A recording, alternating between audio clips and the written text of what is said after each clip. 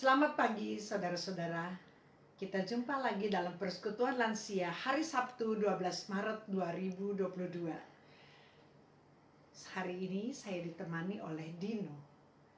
Dino, sapa opa-oma di rumah.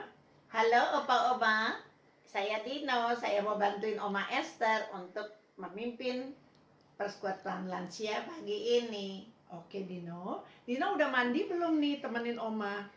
Sudah dong Oma? Dino juga sudah makan? Sudah Oma. Oke deh. Nah, kita lihat semua, lihat tuh. Opa oma di rumah sudah siap loh. Lihat, mereka dari pagi-pagi sudah siap, Dino. Nah, kita akan mulai ya. Oke Oma. Ya. Saudara-saudara, kita mulai lagu pertama. Kita nyanyi bersama-sama lagu Ikut Dikau Saja Tuhan dari Kidung Jemaat 376.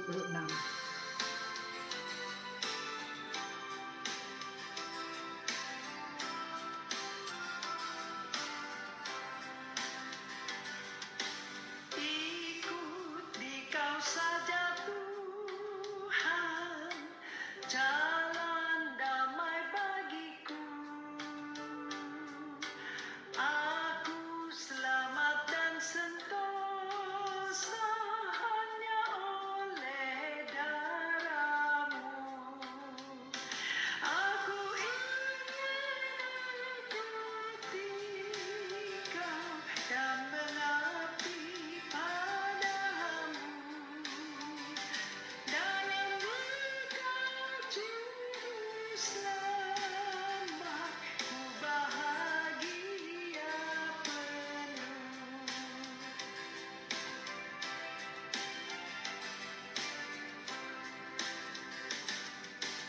Ikut Dikau di sengsara, karena janji-Mu teguh. Atas kuasa kegelapan, ku menang bersama-Mu. Aku ingin ikuti Kau dan mengabdi padamu. Dalam Dikau juru selamat, ku bahagia penuh.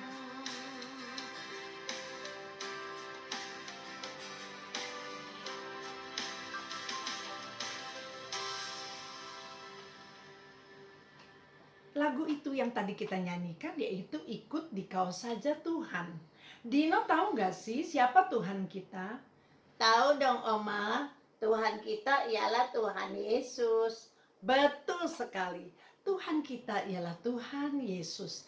Tuhan Yesus itu sangat sayang kepada kita semua ya. Nah, sebelum kita lanjutkan ke acara berikutnya, kita berdoa dulu ya. Dino lipat tangannya, kita ikut berdoa ya. Nah, saudara-saudaraku, marilah kita berdoa. Bapa yang penuh kasih, terima kasih ya Bapa, karena Bapa telah memimpin kami sehingga kami dapat bertemu lagi secara online dalam Persekutuan Lansia GKI Wahid Hasim.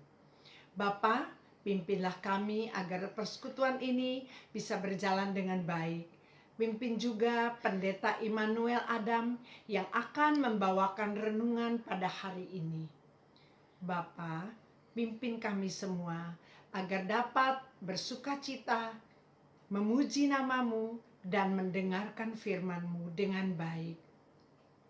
Terima kasih Bapa, kami serahkan semua ini ke dalam tangan-Mu. Dalam nama Tuhan Yesus kami berdoa. Amin. Amin. Iya, bagus sekali ya. Saudara-saudaraku di rumah, tema pada hari ini yaitu semuanya milik Tuhan, biarlah Tuhan dimuliakan. Din, Oma, ya kenapa Dino? milik itu apa Oma? Oh, milik. Milik artinya punya. Contohnya, ini pen. Pen ini milik Dino. Jadi artinya pen ini Dino punya pen ini, ya. Kalau semuanya milik Tuhan, Berarti semuanya termasuk kita adalah milik Tuhan, ya. Biarlah Tuhan dimuliakan.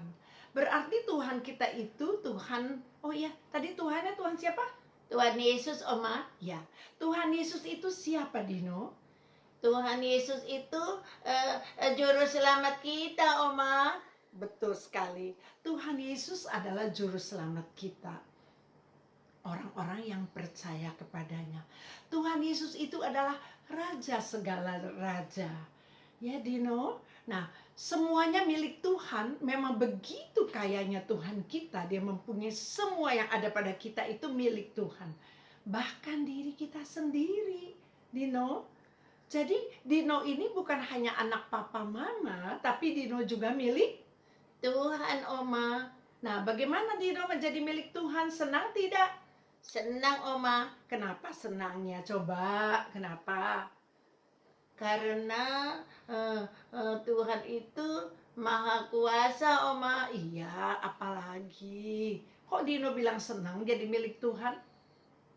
Karena Tuhan itu raja segala raja. Dia sangat hebat ya, Dino. Dia penguasa dunia ini dan dialah juru selamat kita. Kalau kita jadi milik Tuhan, kita akan sangat bahagia. Dan kalau Dino tadi punya pennya ini kan disayang kan? Disayang nggak, Dino? Iya, jadi berarti kita juga disayang. Disayang Tuhan, Oma. Ya, kita itu bangga dan kita itu bahagia karena kita itu milik Tuhan. Dan semua yang ada pada kita juga adalah milik Tuhan. Nah, sekarang kita akan nyanyi lagu berikutnya. Siapakah aku ini, Tuhan? Tuhan kok begitu sayang aku? Ya, kita nyanyi lagu ini ya, Dino. Ya, Oma.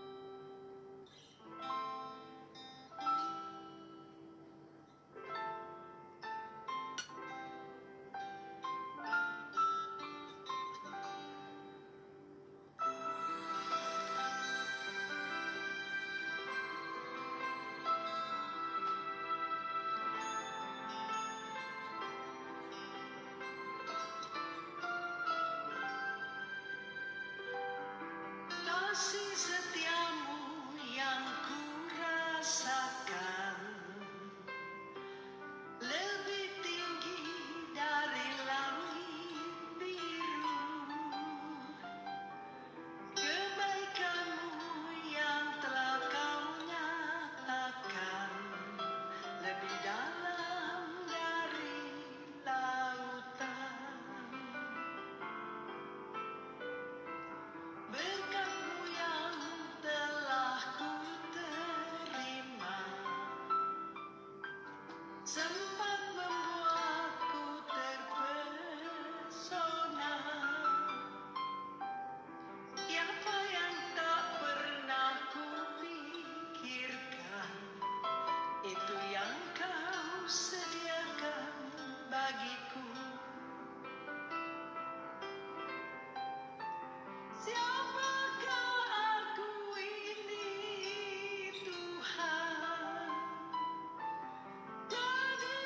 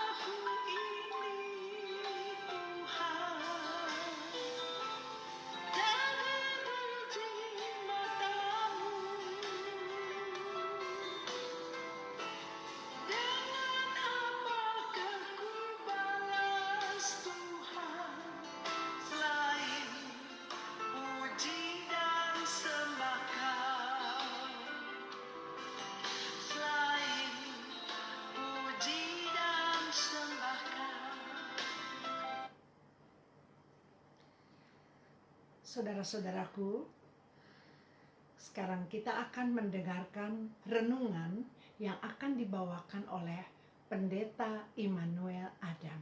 Saya persilahkan.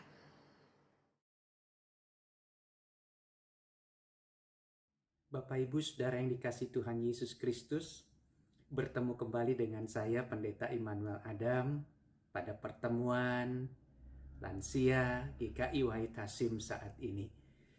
Kita akan bersama-sama merenungkan bagian firman Tuhan. Kita sudah masuk ke pelajaran yang ke-12, yaitu bahwa kita memahami bahwa segala sesuatu dalam hidup kita ini semua adalah milik Tuhan. Semua dari Tuhan. Biarlah Tuhan kita muliakan. Mari Bapak Ibu, Saudara yang dikasihi Tuhan Yesus, kita berdoa sebelum kita merenungkan firman Tuhan saat ini. Mari kita berdoa. Bapa di sorga, terima kasih. Tuhanlah yang sudah menjaga kami, Tuhanlah yang sudah menuntun kami, Tuhanlah yang sudah sungguh-sungguh ada bersama dengan kami saat kami berjuang, saat kami membesarkan anak-anak kami, saat kami harus mengisi kehidupan kami di masa tua ini. Dan kami percaya apapun yang terjadi dalam hidup kami semuanya tidak lepas dari campur tangan Tuhan. Oleh karena itu, biarlah melalui firman Tuhan hari ini, hidup iman kami semakin diperteguh dan pengharapan kami semakin dimantapkan. Melalui firman Tuhan. Terima kasih Bapa di sorga, dalam nama Tuhan Yesus kami berdoa. Amin. Bapak Ibu Saudara yang dikasihi Tuhan Yesus Kristus, hari ini kita akan bersama-sama memahami sebuah tema, yaitu semuanya milik Tuhan. Biarlah Tuhan dimuliakan. Nah, firman Tuhan yang akan kita renungkan bersama diambil dari kitab Ayub. Ayub pasal yang pertama, ya sekali lagi Ayub pasal yang pertama ayat 13 sampai 22. Ayub pasal yang pertama ayat 13 sampai 22 dicatat demikian. Pada suatu hari ketika anak-anaknya yang lelaki dan yang perempuan makan dan minum anggur di rumah saudara mereka yang sulung, datanglah seorang pesuruh kepada Ayub dan berkata, sedang lembu sapi membajak dan keledai-keledai betina makan rumput di sebelahnya, datanglah orang-orang Seba menyerang dan merampasnya, serta memukul penjaganya dengan mata pedang. Hanya aku sendiri yang luput, sehingga dapat memberitahukan hal itu kepada Tuhan. Sementara orang itu berbicara, datanglah orang lain dan berkata, api telah menyambar dari langit dan membakar serta memakan habis kambing, domba, dan penjaga-penjaganya. Hanya aku sendiri yang luput, sehingga dapat memberitahukan hal itu kepada Tuhan. Sementara orang itu berbicara, datanglah orang lain dan berkata, orang-orang Kasdim membentuk 3 pasukan, lalu menyerbu unta-unta dan merampasnya serta memukul penjaganya dengan mata pedang. Hanya aku sendiri yang luput, sehingga dapat memberitahukan hal itu kepada Tuhan. Sementara orang itu berbicara, datanglah orang lain dan berkata, anak-anak Tuhan yang lelaki dan yang perempuan sedang makan dan minum anggur di rumah saudara mereka yang sulung. Maka tiba-tiba angin ribut bertiup dari seberang padang gurun. Rumah itu dilandanya pada 4 penjurunya dan roboh menimpa orang-orang muda itu sehingga mereka mati. Hanya aku sendiri yang luput, sehingga dapat memberitahukan hal itu kepada Tuhan. Maka berdirilah Ayub, lalu mengoyak jubahnya dan mencukur kepalanya, kemudian sujudlah ia dan menyembah, katanya, dengan telanjang aku keluar dari kandungan ibuku, dengan telanjang juga aku akan kembali ke dalamnya. Tuhan yang memberi, Tuhan yang mengambil, terpujilah nama Tuhan. Dalam kesemuanya itu Ayub tidak berbuat dosa dan tidak menuduh Allah berbuat yang kurang patut. Bapak Ibu Saudara yang dikasihi Tuhan Yesus Kristus, pengalaman Ayub ini luar biasa. Apa yang menjadi miliknya? Lembu, sapi. Apa yang menjadi usahanya juga? Semua habis. Bahkan anak-anaknya pun meninggalkan dia. Dalam arti meninggal dunia. Saudara, saya teringat dengan firman Tuhan. Di dalam 1 Timotius 6 ayat 6 dan 7. Sebab kita tidak membawa sesuatu apa ke dalam dunia, dan kita pun tidak dapat membawa apa-apa keluar. Bapak Ibu Saudara yang dikasihi Tuhan Yesus, ayat ini menyadarkan saya, memang benar saat saya ada di tengah-tengah dunia ini, saya tidak mempunyai apa-apa. Saya tidak diberi apa-apa dari sorga.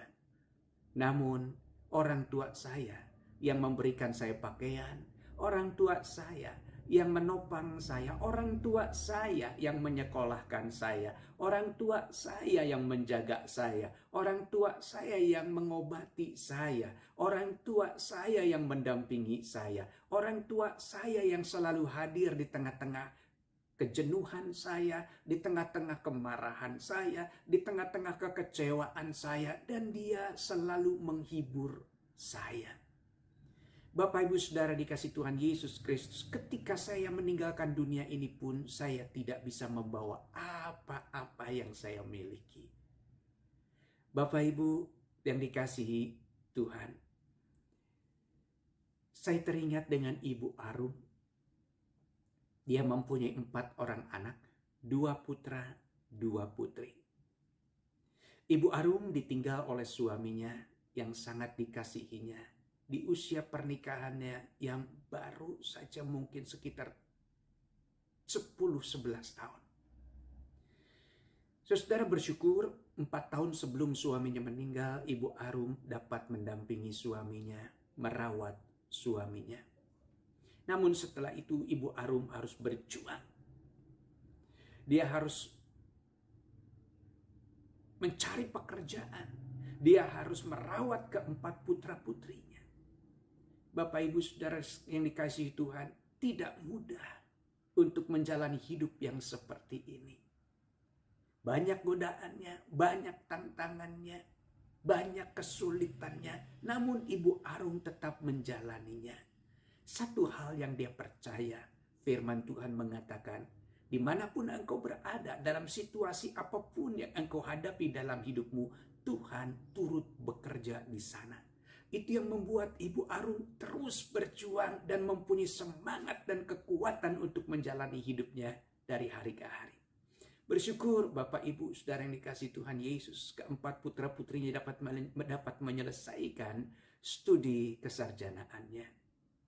Mereka mendapat pekerjaan yang layak. 2 putra, 1 putrinya bekerja di perusahaan multinasional. Dan seorang putrinya menjadi seorang dokter spesialis. Bapak Ibu Saudara yang dikasihi Tuhan Yesus, ketika mendengar apa yang dikatakan putra-putri Ibu Arum, mereka selalu mengatakan, ibuku adalah seorang pendoa, ibuku adalah seorang pejuang, ibuku seperti Raja Wali yang melindungi anak-anaknya dimanapun dalam situasi apapun anak-anak berada. Saudara, ungkapan anak-anak dari Ibu Arum mau mengatakan bahwa Ibu Arum adalah orang yang dekat dengan Tuhan. Ibu Arum adalah seorang pejuang iman. Dan Ibu Arum adalah seorang yang menjadi contoh dalam kehidupan putra-putrinya untuk hidup di dalam Tuhan, berjuang di dalam Tuhan, dan berjalan bersama Tuhan. Bapak Ibu Saudara yang dikasihi Tuhan Yesus, kini Ibu Arum tinggal bersama dengan seorang pembantunya yang setia menemaninya. Keempat putra-putrinya sudah berkeluarga. Putrinya yang seorang dokter sekarang tinggal di Manado bersama dengan keluarganya. 2 putra dan 1 putrinya yang menjadi pekerja-pekerja yang luar biasa.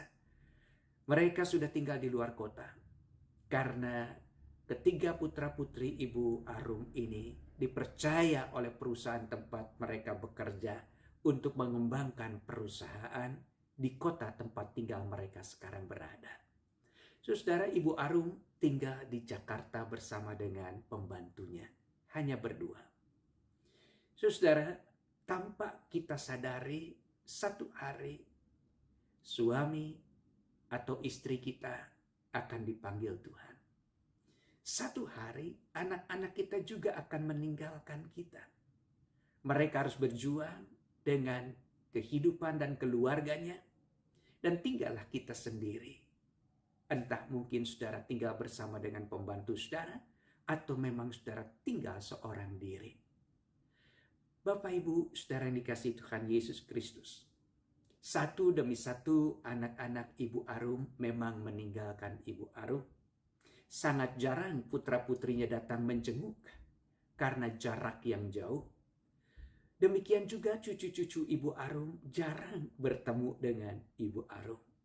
Namun, semua anak menantu cucu-cucu Ibu Arum tidak pernah melupakan perjumpaan melalui video call. Mereka masih menggunakan video call untuk terus bisa bercengkrama, bisa bersama dengan Ibu Arum. Dan itu adalah sukacita yang luar biasa untuk Ibu Arum. Ibu Arum tidak pernah menuntut anak-anaknya untuk datang ke Jakarta dan memaksakan diri untuk datang ke Jakarta. Melalui video call sudah cukup buat Ibu Arum. Saudara, memang tadi saya katakan Ibu Arum itu sadar bahwa satu demi satu anggota keluarganya akan meninggalkannya. Atau mungkin dia yang akan meninggalkan anggota keluarganya. Ibu Arum bersyukur. Sekali lagi Ibu Arum sangat bersyukur. Bila dia diberikan kesempatan oleh Tuhan untuk dapat berkeluarga. Bisa hidup bersama dengan seorang suami yang dicintainya dan mencintainya. Bersyukur juga dalam kesempitan waktu, kesedikitan waktu bersama dengan suaminya. Ibu Arum dapat memberikan yang terbaik bagi suaminya. Tuhan memang sudah memberikan kesempatan kepada suaminya, kata Ibu Arum, untuk mendahuluinya tinggal bersama dengan Bapa di sorga, Sang Pemilik hidup. Dan Ibu Arum mengatakan, Tuhan juga memberi kesempatan agar Ibu Arum menjadi seorang ibu yang bersandar pada Tuhan, yang bisa membesarkan keempat putra-putrinya di dalam Tuhan. Dan Tuhan juga yang memberikan kesempatan kepada Ibu Arum untuk berjuang mempertahankan hidup untuk anak-anaknya bersama Tuhan. Sebuah waktu yang indah yang Tuhan siapkan dalam kehidupan Ibu Arum untuk berjuang bersama dengan Tuhan. Saat ini usia Ibu Arum sudah 81 tahun. Ibu Arum hanya dapat tersenyum ketika mengingat kembali cinta kasih Tuhan dalam hidupnya. Semua dari Tuhan dan akan kembali pada Tuhan. Saudara, Ibu Arum memiliki taman yang kecil sekarang di rumahnya. Tanaman dan bunga-bunga kecil adalah bagiannya saat ini untuk dirawatnya. Setiap pagi, setiap sore, kalau tidak hujan, Ibu Arum akan datang dan merawat tanaman-tanaman miliknya. Itulah kegiatan dan sukacita yang dapat dia lakukan di tengah usianya yang semakin senja. Malam hari, sebelum tidur, Ibu Arum akan membuka Alkitab miliknya yang sudah hampir rusak. Karena sudah lama dibuka, dibaca berkali-kali. Ibu Arum sudah berkali-kali membaca habis seluruh Alkitab. Namun ia tidak pernah bosan untuk mengulanginya kembali. Kenapa? Ibu Arum mengatakan, setiap membaca firman Tuhan, saya selalu mendapat hikmat yang baru. Itu sebabnya saya sangat menyenangi firman Tuhan. Saya senang membacanya karena saat saya membaca firman Tuhan, Tuhan memberikan kepada saya hikmat. Walau sudah berulang-ulang saya baca, namun saya diberi pengetahuan baru.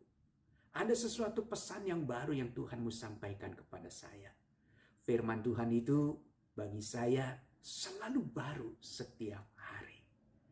Saudara, itu pengalaman hidup Ibu Arum. Bagaimana dengan saudara? Apa yang saudara alami di usia tua ini? Saudara, dari Ayub, dari Ibu Arum, kita belajar beberapa hal yang sangat penting dalam kehidupan kita. Saudara, Ibu Arum dan Ayub mengalami situasi yang sama. Ibu Arum dan Ayub ditinggalkan oleh orang-orang yang dikasihinya. Hanya bedanya kalau Ayub anak-anaknya meninggal dunia, Ibu Arum anak-anaknya tinggal di luar kota. Tapi keadaannya sama. Hanya perbedaannya sedikit. Bahwa Ibu Arum masih dapat berjumpa dengan anak, menantu, dan cucu-cucunya melalui video call. Saudara, dari dua tokoh ini kita belajar dua hal dalam hidup ini. Yang pertama, saudara, firman Tuhan mau mengajarkan kepada kita, janganlah kita bersandar pada harta milik maupun usaha atau pekerjaan. Saudara, harta milik itu hanya titipan sementara. Sekarang ada, nanti akan lenyap. Tapi yang paling berbahagia adalah ketika seseorang bisa menjalani hidupnya di dalam Tuhan. Dia tidak semata-mata mengumpulkan harta milik, namun dia menghayati benar bahwa setiap tenaga yang keluar, setiap deruk nafas yang keluar, semuanya itu tidak lepas dari campur tangan Tuhan yang memberikan kepadanya kekuatan, yang memberikan kepadanya kemampuan untuk bisa berkarya dan mendapatkan hasil dari karya itu. Saudara, Ayub mempunyai harta yang banyak, namun semuanya bisa lenyap dalam sekejap. Itu sebabnya firman Tuhan mengatakan, janganlah kita bersandar pada harta milik. Saudara, begitu banyak anak-anak muda pada zaman sekarang ini berusaha untuk mengumpulkan uang hanya untuk harta milik. Karena mereka berpikir masa tua mereka akan dijamin dengan harta milik. Saudara, mereka tidak tahu bahwa sebenarnya kehidupan yang mereka terima, yang mereka dapatkan, itu semua asalnya dari Tuhan. Tenaga, kekuatan, kemampuan, peluang yang ada dalam kehidupannya semuanya tidak lepas dari campur tangan Tuhan. Itu sebabnya Bapak, Ibu, Saudara yang dikasihi Tuhan Yesus Kristus, nasihatilah anak-anak kita, menantu kita, cucu-cucu kita, agar mereka selalu mengucap syukur dalam hidup ini. Ketika mereka bisa bertemu dengan kesukaran, mereka bertemu dengan kesulitan, mereka bertemu dengan hal-hal yang mungkin saat ini mengganggu kehidupannya, dan ajar mereka untuk percaya kalau Tuhan hadir, ada bersama dengan mereka. Jangan khawatir dengan kekurangan yang ada, karena Tuhan akan mencukupkan. Bapak, Ibu, Saudara yang dikasihi Tuhan Yesus Kristus, begitu banyak orang saat ini berpikir, kalau nggak punya simpanan, gimana kalau saya sakit? Kalau saya nanti begini, kalau saya nanti begitu, bagaimana dengan masa depan saya, dan seterusnya dan seterusnya. Saudara, ketika saudara berpikir seperti ini, saudara sedang berpikir bahwa Tuhan itu tidak ada dalam kehidupan saudara. Kalau saudara berpikir Tuhan itu ada dalam kehidupan saudara, saudara akan mengatakan bahwa saya akan terus menjalani hidup ini karena saya percaya Tuhanlah yang mencukupkan. Tuhanlah yang sungguh-sungguh akan menopang, Tuhanlah yang sungguh-sungguh akan mengatur hidup saudara. Bahkan sampai keelahan nafas saudara, semuanya ada dalam kuasa dan tuntunan serta topangan Tuhan. Jangan takut, jangan khawatir untuk masa depan saudara. Tuhan ada dan Dia bersama saudara. Makanya firman yang mengatakan, sekali-kali aku tidak pernah meninggalkan engkau, sekali-kali aku tidak pernah membiarkan engkau. Ibrani 13 ayat yang kelima. Yang kedua, saudara, janganlah bersandar pada manusia. Manusia akan datang dan pergi dalam kehidupan saudara. Manusia akan datang pada saudara saat saudara mempunyai sesuatu. Manusia akan datang pada saudara ketika mereka membutuhkan pertolongan saudara. Namun ketika saudara tidak memiliki apa-apa lagi, mereka akan meninggalkan saudara. Saudara, saya selalu ingat akan hal ini. Itu sebabnya saya tidak mau bergantung pada anak-anak, menantu, cucu-cucu, atau orang-orang yang ada di sekitar saya. Saya akan bersandar pada Tuhan, karena Dialah yang memberi saya umur panjang. Dialah yang memberikan kepada saya kekuatan, kesehatan, topangan, bahkan masa depan. Itu sebabnya saya akan selalu belajar mencari Dia dan hidup di dalam Dia. Bapak Ibu Saudara yang dikasihi Tuhan Yesus Kristus, mari kita hidup di dalam Dia, bersama dengan Dia. Nah saudara, dalam kesemuanya ini, Ayub dan Ibu Arum sedang diajar oleh Tuhan untuk hidup dalam kebahagiaan yang sejati, bukan kebahagiaan yang semu. Kebahagiaan yang sejati bukan pada materi atau manusia. Kebahagiaan sejati itu berasal dari Tuhan. Kebahagiaan sejati inilah yang membuat saudara dan saya memuliakan Tuhan. Memuliakan Tuhan bukan sekedar bersyukur pada Tuhan. Memuliakan Tuhan itu adalah saya sadar bahwa hidup adalah sebuah kesempatan. Saya sadar bahwa saya ada karena Tuhan. Saya sadar saya bisa melakukan segala hal dalam hidup ini karena Dia, Tuhan Allah kita, ada bersama kita. Bahkan Dialah Allah yang menjamin kehidupan saya ke masa depan. Nah itu sebabnya hal yang kedua. Kita bisa memuliakan Tuhan karena kita mau jadi terang. Bukan sadar saja, tetapi saya mau menjadi terang. Saya yang belajar hidup dalam firman. Saya yang belajar hidup bersandar pada Tuhan. Saya mau ajarkan bahwa kekuatan hidup untuk bisa terus menjalani hidup ini dengan baik, itu semua ada di dalam Tuhan. Saya akan ceritakan ini kepada anak-anak, kepada menantu saya, kepada cucu-cucu saya, agar mereka menjadi orang-orang yang tangguh dalam hidup ini, yang bersandar pada Tuhan, yang mengandalkan Tuhan, dan yang belajar hidup bersama Tuhan dan menjadi terang Tuhan dimanapun mereka berada. Mereka tidak akan menjadi orang yang sama dengan dunia, tapi mereka akan menjadi orang yang hidup seperti yang Tuhan kehendaki. Mari kita belajar menjadi terang Tuhan, yaitu memuliakan Tuhan. Yaitu dengan menjadi berkat, menjadi terang. Untuk apa? Untuk anak, menantu, cucu-cucu kita. Agar mereka diberkati melalui tindakan dan ucapan dan doa-doa kita. Saya harap firman Tuhan hari ini boleh meneguhkan dan menguatkan Bapak Ibu Saudara sekalian. Tuhan berkati Bapak Ibu Saudara sekalian. Amin.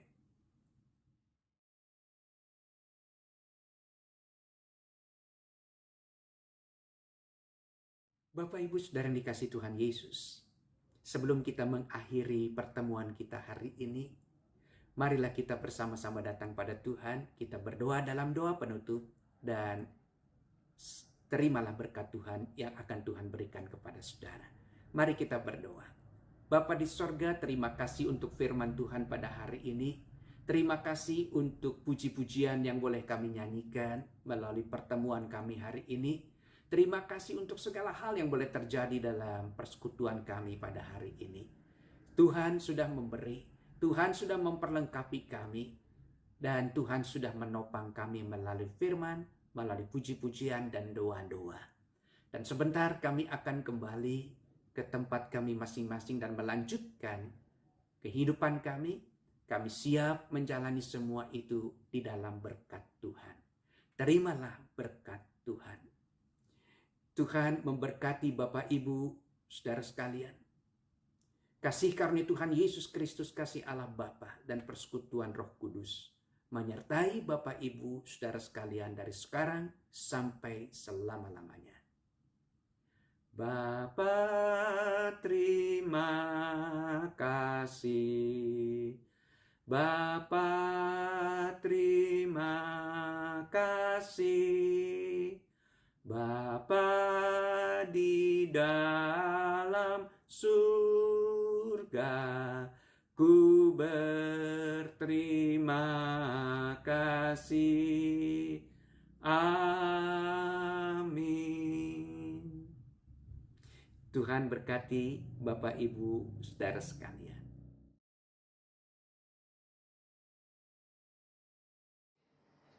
Terima kasih kepada Pendeta Immanuel Adam yang telah memberikan renungannya untuk kita semua. Bagaimana Dino renungannya? Oh, luar biasa sekali, Oma. Oke, Dino mengerti? Iya, Oma. Oke. Sekarang kita sebagai lagu penutup kita akan menyanyikan lagu Tiap Langkahku Diatur oleh Tuhan. Biar kita percaya dan yakin kemanapun kita berada, kita melangkah, Tuhan ada bersama dengan kita.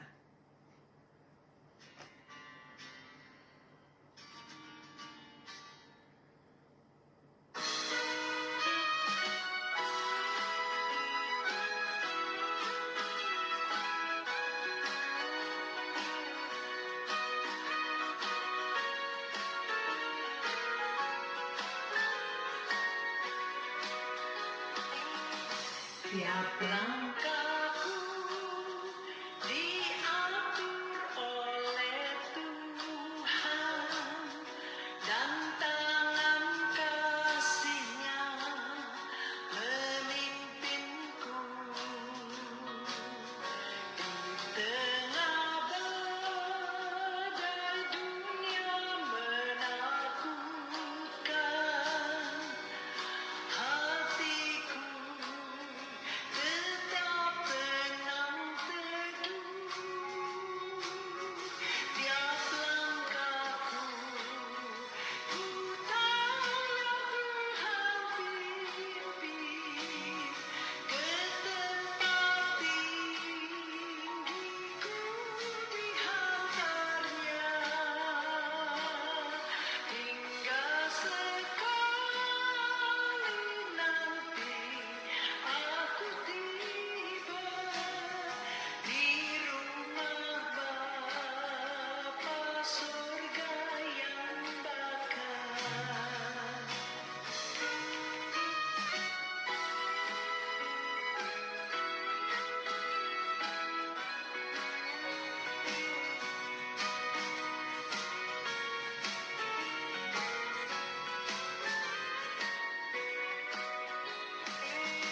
Di waktu imanku mulai goyah, dan bila jalanku hampir sesat,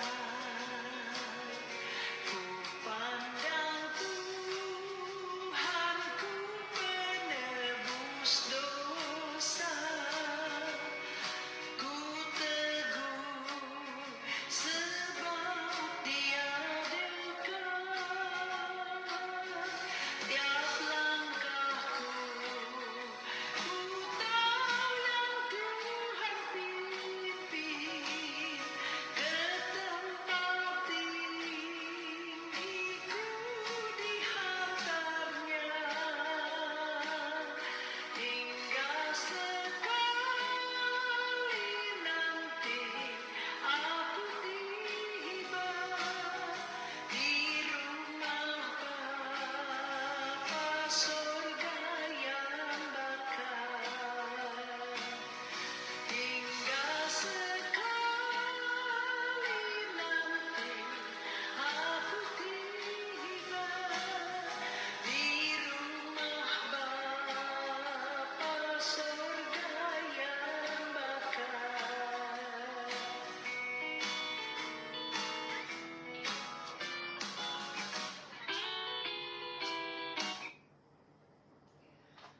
Saudara-saudara, kita tidak perlu khawatir, kita tidak perlu takut karena Tuhan memimpin tiap langkah kita. Demikian pertemuan kita pada hari ini. Sebelum itu saya akan sampaikan bahwa kita akan bertemu lagi dalam persekutuan lansia bulan depan di minggu kedua.